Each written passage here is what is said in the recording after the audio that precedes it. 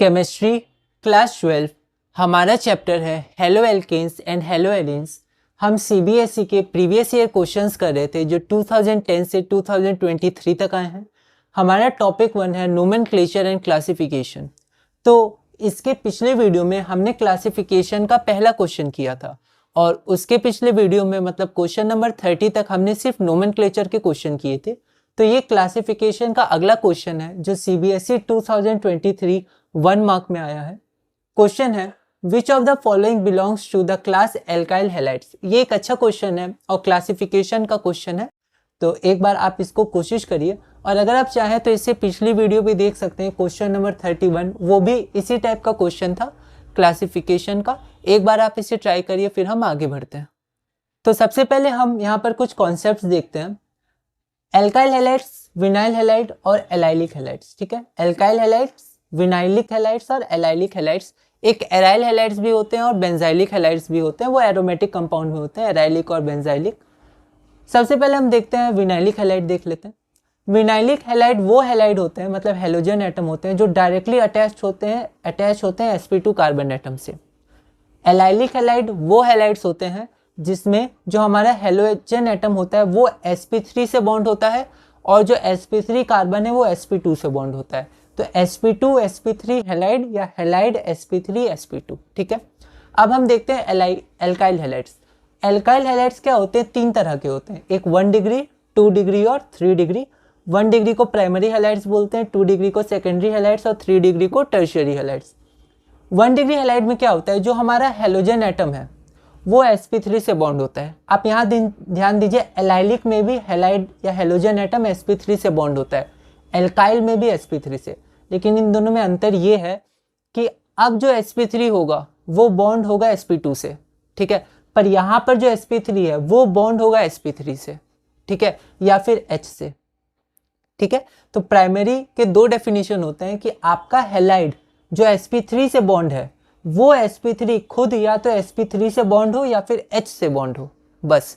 उसके अलावा sp2 से नहीं होना चाहिए और sp से नहीं होना चाहिए। ठीक है, और एलाइलिक में जो sp3 है वो sp2 से बॉन्ड होना चाहिए और विनाइलिक में तो डायरेक्ट sp2 है, उसमें तो sp3 है ही नहीं। ठीक है, एल्काइल में 2nd डिग्री क्या होता है कि आपका जो हैलाइड है वो sp3 से बॉन्ड होना चाहिए और sp3 2 sp3 से बॉन्ड होना चाहिए। ठीक है, मतलब ये कार्बन आपका 2 डिग्री होना चाहिए। हमने देखा था कि हैलाइड, एक क्वेश्चन अल्कोहल में भी आया था, तो अल्कोहल 2 डिग्री है, 1 डिग्री या 3 डिग्री है, वो डिपेंड करता है किस कार्बन से वो जुड़ा है और उस कार्बन का कितना डिग्री है। तो ये कार्बन 2 डिग्री का है।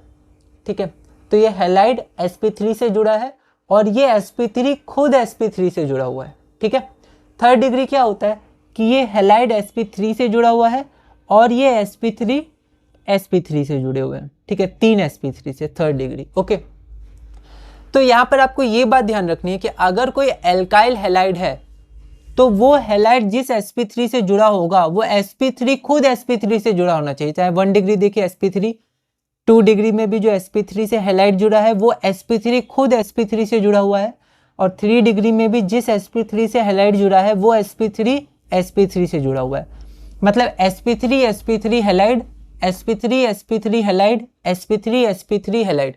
ठीक है, पर यहाँ पर sp3 हैलाइड है और यहाँ तो डायरेक्ट sp2 हैलाइड है। ठीक है, तो इस कॉन्सेप्ट की मदद से हम पता लगा सकते हैं कि हमारे पास कौन सा जो ऑप्शन है वो सही है और कौन सा गलत है। क्वेश्चन क्या बोल रहा है, which of the following belongs to the class alkyl halides. ठीक है, तो यहाँ पर आप देख सकते हैं ये जो हैलाइड है वो डायरेक्ट sp2 से जुड़ा हुआ है, तो ये तो एल्काइल हैलाइड नहीं है। कौन सा हैलाइड है? Vinylic halide.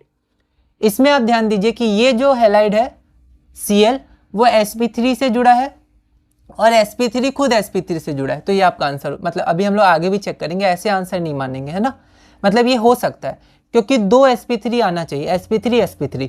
अब ये sp3 sp2 से जुड़ा है तो कोई दिक्कत नहीं है। ठीक है, पर यहाँ पर कंजिक्यूटिव 2 sp3 आना चाहिए था, चाहे 1 डिग्री हो, 2 डिग्री हो, 3 डिग्री हो। 1 डिग्री में H भी होता है पर sp3 मान के चल रहे हैं, तो कंजिक्यूटिव 2 sp3, तो ये हो सकता है। ठीक है, आपको सारे ऑप्शन चेक करने हैं बोर्ड में, है ना, एकदम आराम से, बहुत इंपॉर्टेंट है, धीरे धीरे आगे बढ़ना है। यहाँ देखिए ये आपका जुड़ा है sp3 से, ये यहाँ तो sp3 से जुड़ा है, ठीक है, लेकिन यहाँ sp2 से जुड़ गया। ठीक है, तो इसको sp2 से नहीं जुड़ना था, सिर्फ sp3 से जुड़ना था। अब ये दोनों से जुड़ गया तो क्या बोलेंगे, तो इसको नहीं मानेंगे। ठीक है, ये अभी क्या होगा आपका एलाइलिक हैलाइड में ही आएगा। ठीक है, तो sp2 से अगर जुड़ गया तो ये इसका कोई मतलब इसको नहीं माना जाएगा। ठीक है, इसको दोनों जगह sp3 होता तो हो सकता था, पर sp2 एक जगह आ गया तो ये बन जाएगा वो। ठीक है, ऐसे हो जाएगा sp2 sp3 halide, sp2 sp3 halide. ठीक है, इसमें क्या है, तो ये हो गया आपका एलाइलिक हैलाइड। इसमें देखिए तो ये जो हेलोजन एटम है वो आपका sp3 से जुड़ा है। ठीक है, पर यहाँ पर वो sp से जुड़ गया। अब sp का ऐसा तो कोई नाम नहीं है यहाँ पर क्योंकि ये sp से जुड़ गया, पर हम लोग को 2 sp3 चाहिए था तो ये भी नहीं होगा। तो अब आप बोल सकते हैं हमारा आंसर है बी। ठीक है, तो आप यहाँ पर आंसर लिख सकते हैं, यहाँ नीचे साइड आप एक बार आंसर लिख सकते हैं। तो यहाँ पर मैंने ये ऑप्शन लिख दिया, हमारा ऑप्शन यहाँ पर ये है, तो आप ऑप्शन बी लिख दीजिएगा यहाँ बी।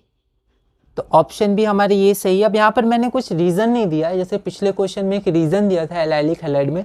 यहाँ पर आप चाहें तो लिख सकते हैं कि in alkyl halide the halogen atom is bonded to sp3 carbon which is itself bonded to sp3 carbon.